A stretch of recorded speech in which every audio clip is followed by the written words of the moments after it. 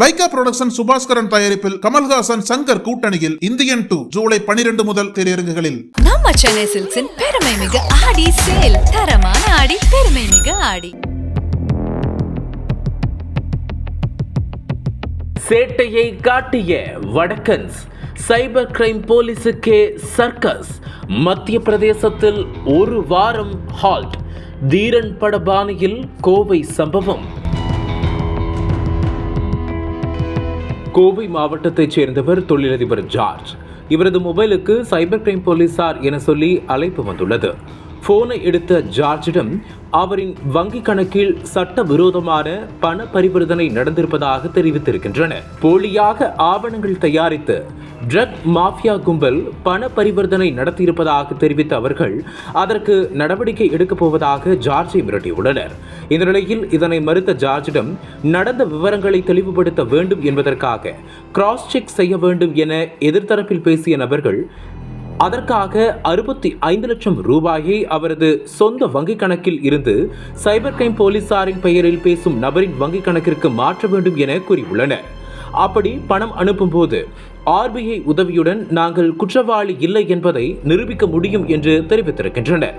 இதனை நம்பிய Kovai George எதிர்த்தரப்பில் cyber crime போலீசார் என்று அழைத்த நபரின் வங்கி எண்ணுக்கு 67 லட்சம் ரூபாயை மாற்றியிருக்கிறார். இந்த நிலையில் மீண்டும் இது குறித்து விரிவாக கிராஸ் செக் செய்ய வேண்டும் என்றும் அதற்கு கூடுதலாக தொகை மாற்ற வேண்டும் என தெரிவித்து அதிர்ச்சி கிளப்பியிருக்கின்றனர். இருப்பினும் ட்ரக் மாஃபியா கும்பலிடம் இருந்து தன்னை காப்பாற்ற சைபர் கிரைம் போலீசார் உதவுவதாக நினைத்த ஜார்ஜ் வங்கியில் சென்று பணத்தை மாற்றும் பணிகளில் இறங்கியுள்ளார். அப்பொழுது அங்கு இருந்த வங்கி அதிகாரி ஒருவர் இதில் ஏதோ தவறு இருப்பதாக தோன்றுவதாக தெரிவித்திருக்கின்றார். உடனடியாக அவர் சைபர் கிரைம் போலீசாருக்கு சென்று புகார் கொடுக்க அறிவுறுத்தியிருக்கிறார். இதனால் சந்தேகமடைந்த ஜார்ஜ் இதுகுறித்து மாநகர சைபர் கிரைம் போலீசாரிடம் புகார் அளித்துள்ளார்.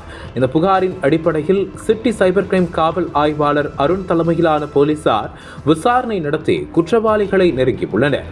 பின்னர் மத்திய பிரதேசம் சென்று ஒரு வாரம் முகாமிட்டுள்ளனர்.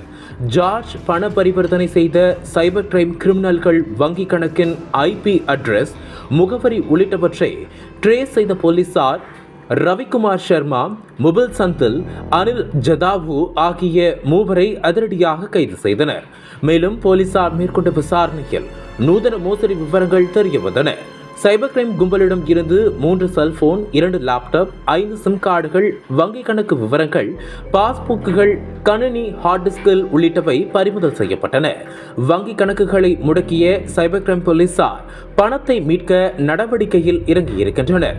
சைபர் கிரைம் போலீசார் என்ற பெயரில் மோசடி பேர்வழிகள் சிலர் நூதன மோசடியை அரங்கேற்றியிருக்கும் செயல் பெரும் அதிர்ச்சியை ஏற்படுத்தியுள்ளது.